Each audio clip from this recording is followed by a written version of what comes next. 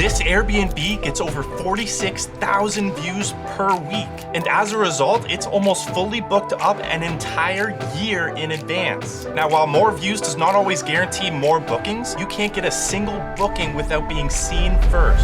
So how do you get this many views? Well, you could try to get ranked #1 in an entire country by Airbnb like this one has. But due to the nature of these platforms, only 1% can even rank at the top and get the majority of views, while the remaining 99% of hosts have to fight over what's left. So what do you do when you're not getting any exposure from Airbnb? And as a consequence, no one can even find your listing. There's nothing more discouraging than staring at an empty calendar and waiting endlessly for a notification to come in that you've gotten a booking. So I'm gonna show you a marketing strategy that can get you thousands of views, all from your ideal guests within your target market, so that you can stop relying completely on Airbnb and take matters into your own hands to ensure that people can find your listing. You can't find me? Check on Grindr. I'll be the closest one.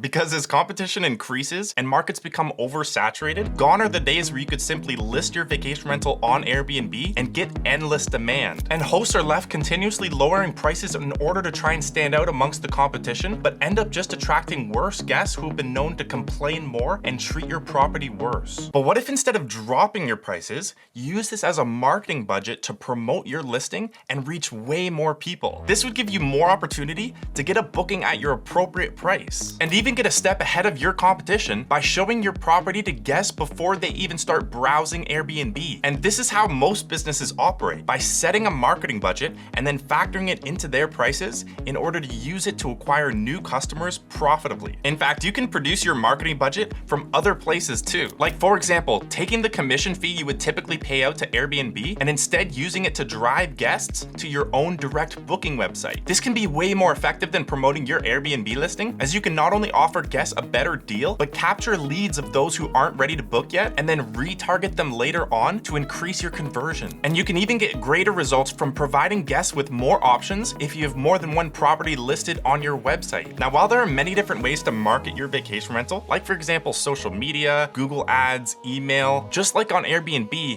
none of these are truly guaranteed to get traffic to your listing, except just one. Enter Facebook ads. This is one of the most advanced marketing platforms in the world and can be used to reach the 3 billion users who spend on average over an hour per day browsing what is oftentimes inspirational travel content while daydreaming about their next getaway. And luckily for us, due to the wide appeal and visually attractive nature of vacation rentals, they see a way higher engagement rate than the majority of ads running on Facebook. And I'm gonna show you the best way to harness this to promote your Airbnb listing or your direct booking website. So I've broken down Facebook ads into 3 main elements. The first element is the targeting, and for this you need to, and I know it sounds really obvious, but know your audience. If my grandmother had wheels, she would have been a bike. Although this is literally what every marketing article ever written says, it is actually pretty important as a starting point. This will help you establish the basic targeting like location, demographics, and interests, but I found it can actually be even more important later on when designing your ad creative. In fact, lately broader targeting, which keeps your audience size larger and then lets the Facebook algorithm determine who to show your ads to, has actually been working really well, but still combined alongside more advanced targeting like custom lookalike audiences. Which, for those of you who don't know, is where you show Facebook a list of people who have stayed with you before or shown interest, and then have Facebook find similar people who are also more likely to be interested as well. But this requires you to build up an audience list first, which I made an entire video covering the importance of this. So for starting out, I'd recommend testing with broader targeting for cold outreach and then focusing more on retargeting. Because the real key is not in who you target, but how you target. This is the mistake I see a lot of people make when running Facebook ads, because they'll quickly set up a Facebook ad account and then just create a campaign using the traffic objective. And the thought is often, oh, well, I just need to drive traffic to my Airbnb listing and then the listing will convert them. And this sounds good in theory, but just doesn't work. Now, it is possible to get a booking this way just from sending a high volume of traffic to your listing for sometimes even as little as 10 cents a click due to the higher click-through rates. But this will still often just result in a lot of traffic to your listing with little to no bookings. And while there are some benefits to driving traffic to your Airbnb listing from social media, like for example, an organic boost to your ranking from Airbnb's interest algorithm, and some of these people can even be more likely to find your listing again the next time they go on Airbnb from their personalized recommendations, still this is not enough to justify the ad spend and make these campaigns profitable. At the end of the day, this is often a cold audience seeing your property for the first time, and this is an interruptive form of promotion where people are not actively seeking out your offer. And so most of your results will actually come from retargeting the people who've shown an interest in your property. And the best way to retarget these people is to install the Facebook pixel code into your listing and then set up an ad retargeting your past visitors. And of course, for this, you need your own direct booking website because you can't install the Facebook pixel code on Airbnb's website. But for those of you who just aren't interested in creating your own direct booking website, there's actually one way to run some retargeting with your Airbnb listing.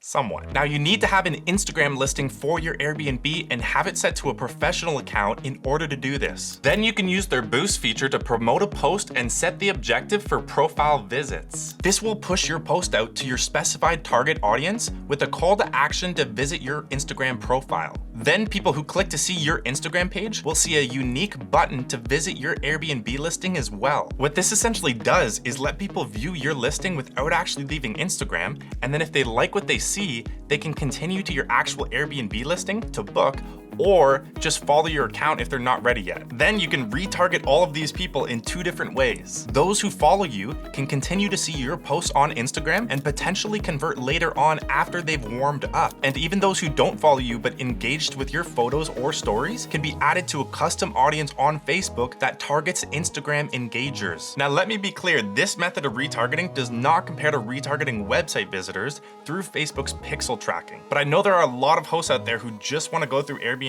and so I want to at least provide you with a method that is more effective than just sending traffic straight to your Airbnb listing. And if you're getting value from me sharing these strategies with you, then let me know by hitting that like button. Thank you. You love me. You really love me. But if you really want to run Facebook ads effectively, then you want to avoid traffic campaigns entirely and just run conversion campaigns. And for this, there is no workaround. You need to have a direct booking website and integrate the Facebook pixel code. But what this will allow you to do is have Facebook optimized for conversions and not just traffic. Now, conversion campaigns will cost more per click, but when done right, can result in more bookings, especially with retargeting. And to help cover the cost of advertising, it's important to not just focus on maximizing conversions, but also capturing leads like email signups in order to remarket to those who don't convert. And capturing these leads can make all the difference in allowing you to run these campaigns profitably and squeeze every bit of value out of the traffic that you're paying to get. And I've also been asked, if leads are so important, then should you just advertise to collect leads like email signups and followers? No, it's still better to run a direct response campaign optimized for conversions and then let leads be a happy byproduct of your efforts. Because at the end of the day, these are really just vanity metrics that don't mean anything unless they too convert in the end. So that leads us to element number 2, which is, what are you actually offering? It's not enough to just simply show up in front of the right people. People buy based on value and emotion, so you need to offer up a value that people can't pass up on and connect it with emotions that compel people to take action. Now, I won't go into the value aspect as that varies greatly from property to property, but I will have a video that goes deep into advanced pricing strategies and filling a gap that a lot of hosts are currently missing out on, which is pairing your discounts and special offers with marketing to better promote them. So don't forget to subscribe so that you don't miss out on any upcoming videos like this. What are you waiting for? Do it!